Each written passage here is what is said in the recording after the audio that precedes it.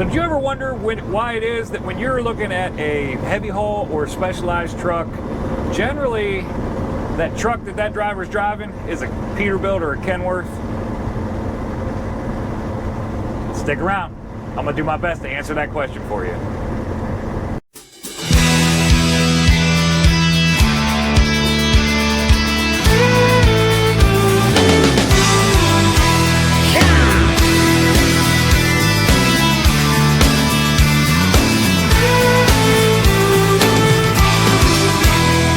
Right across these plains and prairies, Rocky Mountain highs, fade off into the distance like ghost riders in the sky. Black smoke and white line, still horses side. All right, so before I get too much further into the discussion about why it is that the guys are running Peterbilts and Kenworths in the heavy haul side, I wanted to do a little been asked for this, and I wanted to do a little workup on my truck and my setup and why I'm running this this particular setup. So here we go. So first off, you're going to see my door sticker of A&H Specialized. That I work for the truck company called A&H Trucking out of Garfield Heights, Ohio. This truck is a 2022 Peterbilt 389. The color that you're seeing is, there's nothing super special about my truck. It's basic stock build. The color that you're seeing there is the Peterbilt stock Phantom Gray. One of my personal favorite colors that Peterbilt put out.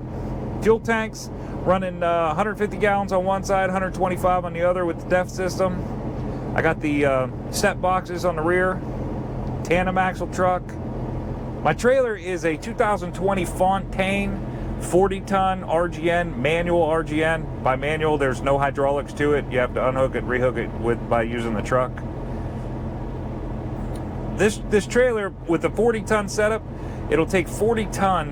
You can put 80,000 pound in a 16-foot area. Running a tandem axle trailer with a third axle flip, I can flip that trailer up, flip that rear axle up anytime I want to. I just don't very much. Rear end in this trailer comes stock with the strobe lights built into the rear end and flag pockets on both sides. Pretty nice. You're seeing this is some of the custom stuff we put on. This is a Merit 3-box or a 3-door box. Headache rack, has chain racks on both sides and shelves in the middle. Again, we're taking a look here at that pretty Phantom Gray. One thing that is custom on this truck is the front bumper. I had a little accident and the bumper got bent a little bit, so we ended up putting a Lincoln 20-inch beveled corner Texas style drop bumper on it. The lights you're seeing over top of my front fender brackets, those are just an add-on to light up. There's a good look at the Phantom Gray. All right, motor, powertrain we got in this thing. Here you're looking at the passenger side of that Cummins power. This is a Cummins X15. This version is the 565, not the 605. This is a 565 motor. We're running a 18-speed transmission and 336 gears underneath the rear end. Quick look at my fuel tanks. I'm telling you, I had 150 on one side, 125 on the other because of the DEF tank right there. You can't have as big a tank on this side. Now we're moving on to the inside. This is where it gets a little interesting. So this truck has the all-digital dashboard, which I'm going to cover here in a minute. It's a 78-inch standard, 78-inch sleeper. This is the cab look here. I call this the easy reach cab because you have no trouble reaching everything when you want it. All right, so here we go. Quick look at the dashboard. This is, I apologize for the light on the left side, or nothing I can do about it, but this is, what I'm doing here is I'm playing with the buttons on the steering wheel. And you can scroll through this dashboard and see a bunch of information.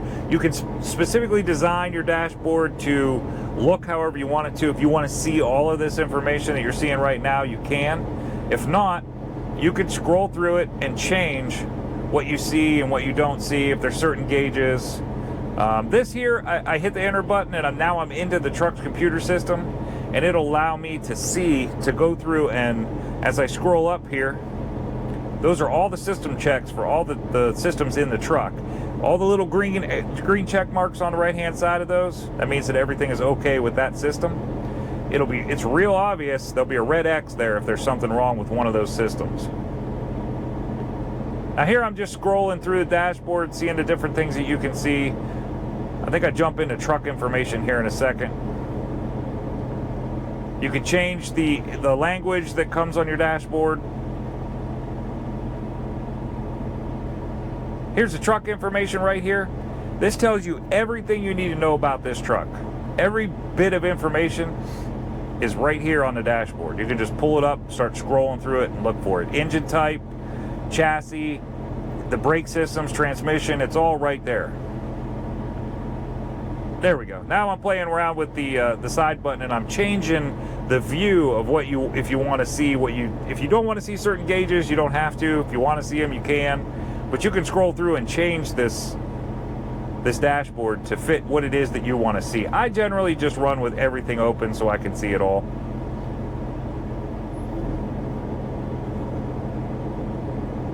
Again, this dashboard, I don't know that it does anything else than having gauges. I don't think it really does, but here's the navigation system. This also controls my stereo, all of my audio. It has gauges in it as well. My GPS that I run, this is a Dieselcam 785 Garmin GPS. This is the truck that is, I have the 4-camera Falcon Eye setup camera system on the truck. I have 2 cameras on the mirrors, watching down both sides, 1 camera on the back, looking down at my trailer, and then 1 facing forward. So that was a real quick look at that. That's all there is to it, to this truck. Nothing super special. Nothing crazy about it. It's a pretty basic, standard 389, run of the mill, straight off the showroom. We didn't do anything. We did minor custom things. I do have some things that, some parts that I have ordered, we just haven't got put on yet, and I'm looking forward to getting those put on and making this thing just a little bit more fancy. So that's it for my truck and my setup that I use. Now we'll get on to the discussion of why it is that that these trucks are being used for Specialized. Stay tuned. Welcome back to another episode of Patriot Specialized, everybody. Thanks for tuning in today. If you're brand new to the channel, I appreciate you tuning in. If you like what you see, please consider hitting that hit that like and subscribe button. Helps the channel out and helps me out. If you're a veteran on the channel and you're coming back, glad to see you come back. I appreciate that. So today, as you saw in the intro, today we're going to talk about trucks. We're going to talk about why people buy trucks for the genre of trucking that they're in. First off, there is no real black and white answer to these questions. There just isn't. Some of it is very fact-based information. Some of it is a matter of opinion. Some of it is a matter of just pride. But the question that was brought up to me on the channel was why it is that when you see a heavy haul or specialized guy, generally they're driving a Peterbilt 389 or a W900 Kenworth.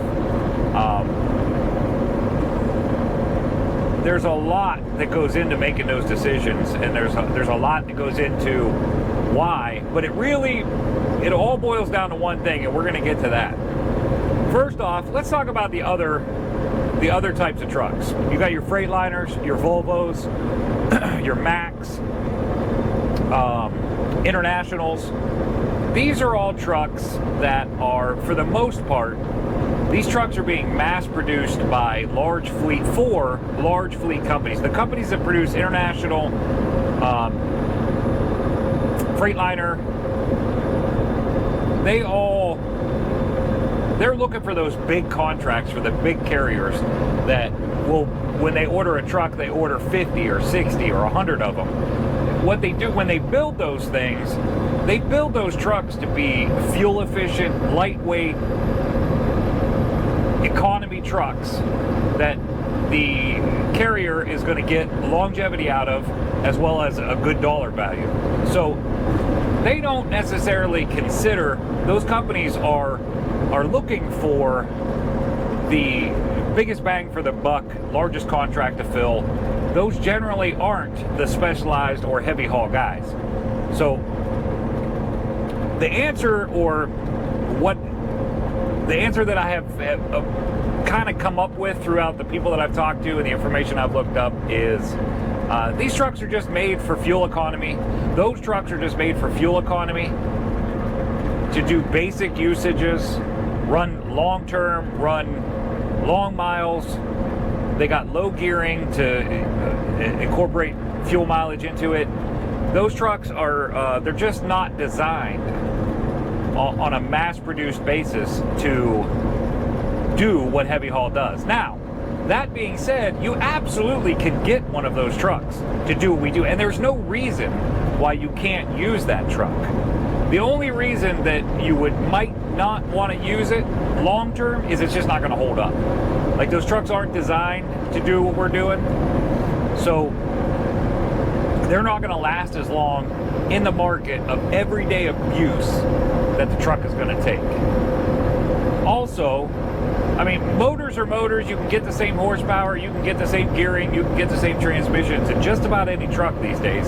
So that really doesn't come into play. Horsepower, gearing, it really doesn't come into play, because you can get a truck, any truck, with the same horsepower, same gearing, same transmission. So that really doesn't come into play much. Now, the reason why, and again, there's a lot of opinion here, and very low amount of facts to go along with these opinions. So my opinion on why, guys, you're going to see if you're seeing a specialized load going down the road, you're seeing some flashing lights out ahead of you, and that guy comes at you, it's going to turn out to be either a Pete 389 or it's going to be a W900. The reason that you have a 90% chance of that happening, I think, in my opinion, is because these trucks just last longer. They're built, the frames are built a little bit thicker, the suspensions are built a little bit better.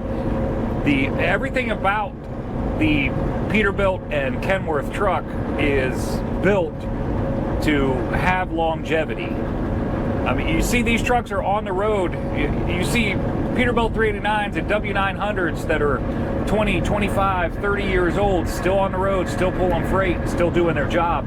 And you're just not going to find a Volvo that's 25 years old out here pulling freight as often as you're going to find a Kenworth or Peterbilt. So longevity of the truck, resale value, I'm sure is a factor. We all know that the Peterbilts and Kenworths are kind of like the Harley Davidson of semis, and they're going to hold their resale value. So you can buy that truck, run specialized freight with it, 20 years later sell it, and at this market we're in now, you can probably sell it for more than what you paid for it. So that is what my opinion is the biggest reason why that's what you're going to see, why we are running the 389s. And now, again, that being said, prior to me having this 389, I ran a 579 Peterbilt. That's a wide body Peterbilt. Typically not. You don't see it running the heavy haul in the heavy haul world. I did it. No reason I couldn't. It held up just fine. So people do it. In fact, I'm going to put up a photo here that one of the guys that I talked to, I asked this question to because I was curious what his answer was. He sent me a picture the other day at a truck stop of a couple trucks that were sitting there. They were 579 Peterbilt quad axle truck. And then there was a Volvo on his trailer that was also a quad axle truck. Now, what I want you to do, the pop quiz for today in this episode is, when you look at this picture, I want you to put down in the comments below, what do you think is wrong with this picture? What do you think is wrong with the situation that's going on? Because there is something that's very wrong. Very, very wrong with this picture. And I want you to put a comment down below on what you think the problem with that picture is. And I'll go ahead and answer that. Either I'll answer in the comments or I'll answer on the next video, but I'm interested to see if you guys can see what's going on there. I have talked about this in a bunch of my episodes, and they're doing something in this picture that you are not allowed to do. So there was something very wrong with it, and I'm curious if you guys are paying attention on the things that I've talked about, and see if you can pick this one out, because it's a little bit tricky. You're gonna have to blow the picture up. I will tell you that. I'll give you a little hint. You're gonna have to blow the picture up in order to be able to see it. So if you have that ability on whatever it is that you're watching this video on, blow it up or pause it or take a good look at it. See if you can find what's wrong with this picture, because there's something wrong. But point being, on this picture, there's a Volvo on this trailer that is a quad axle Volvo truck. Quad axles are, and when I say quad axle, there's 3 drive axles and a steer axle. That's a heavy haul truck that's got the extra axle. So it happens. People build them, people have them built that way, they spec them out that way. There's no reason you can't do it. You're just not going to get the longevity out of it, and you're not going to get the resale out of it at the end of it. Now, the human factor that's involved here is pride. I do think that those of us out here running specialized and heavy haul, we've been around trucking for a while. We take a lot of pride. A lot of us are old school guys, take a lot of pride in the units that we have. And when you think about, let's face it, when you were a kid and you were watching TV or you were out on the road and you saw that Peterbilt 379, all 10-inch chrome stacks come by you, black smoke pouring out of it. He's got it all painted up, shined up, chrome's blinking, like shining in it. That's where your eye was drawn. That is what every kid in America thinks of when they think of a semi-truck. They think of either a Peterbilt 389 or a Kenworth W900. That's what they think. There is no kid in America that is sitting around playing with the trucks and like, oh, I want to play with this Volvo right here. It's just not. Nothing wrong with Volvos, I don't think anyways. I've never personally drove one, so I don't think there's anything wrong with them. They're just not what people imagine in their mind. So there is a level of pride for us. For me, that's a big one. When I got this truck, I take way more pictures of this truck than I did any other truck I've ever drove. Way more pictures. I'm much more proud of this truck than any other truck I've ever drove. So that does play a factor. As much as you might not want to say it, and much as guys might say, oh, that's not it at all. Yeah, that's it. I mean, there is some, that's a factor. And if you say it's not, then you're lying to yourself, because it absolutely is. Now, the one truck that I've left out of this whole conversation, the one brand, I should say, of truck that I've left that manufacturer is Western Star. Reason I left Western Star out. Western Star is kind of the odd man out of this whole bunch. Western Star was originally, they were the sought after truck to be a heavy haul. They were designed to be heavy haul trucks. They were the ones that everybody was after way back in the day. And it took me talking to some old school drivers, been around a long time. Gary Adler was one of them. It took me talking to those guys to even find out this information. I wasn't even aware of this, but back in the day, Western Stars were the trucks that people sought after to be the heavy haul truck. They were the one. They were the one everybody wanted. Then something happened. There was some electrical issues with those trucks. There was a rash for several years that there was a lot of things mechanically and electrically going on with those trucks where people just, Americans, our attention spans like a kitten. So the attention span being very short, people started steering away from those trucks that there was problems with and going into the Peterbilt. And Peterbilt and Kenworth then capitalized on that market, on that little issue that Western Star was having, and produced the trucks that would compete, and everybody started searching for those. So now I believe Western Star is now owned by Freightliner. So they're owned by somebody, and I think it's Freightliner. So they are now producing the trucks, and you kind of, people are steering away from them quite much, just in the heavy haul side, because they just don't think that they have the quality that they used to, and they don't think they have the longevity that they're going to get out of a Peterbilt or a Kenworth. And for the money that we pay out for these trucks these days, you want that truck to last. You want that truck to be still on the road 20, 30 years. I got a buddy that he actually part of the channel. Robert, if you're watching, talking about you, he's got his motor. They ran a computer VIN number on the motor, and that motor has over 3.7 million miles on it in that truck. So that truck has run over 3.7 million miles, and he's still running it today, pulling everything heavy, doing everything I do, a little bit more than that sometimes.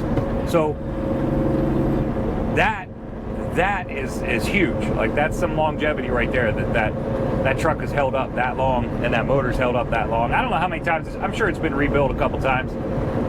I don't know how many, but I'm sure it's been rebuilt a few times. So that, now, the bottom line then, what that all comes down to, all this information I just gave you, and what it comes down to, they just last longer. That's the bottom line. I think when you shake it all loose, when you put it all this information in a bag, and you shake that bag up and you flip that bag over, the answer that comes out of that bag is they just last longer. Just it, and they're worth more when you do when you're done with them. They're worth more. So I think the answer to that question is right there. It's as simple as that. I do think there's a huge pride factor involved. I know for me there is. I do think that plays in as well, but I don't think people don't generally buy trucks on pride. They buy trucks on how well they're going to hold up for what they do.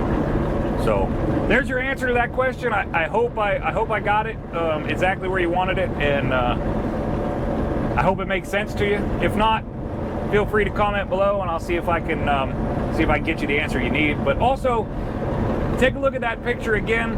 I'll put it up here one more time for you guys to look at again. Take a look at that picture. Put in the comments below, what do you think is wrong with this situation? Because there is something very wrong. So I'm interested to see what everybody has to say.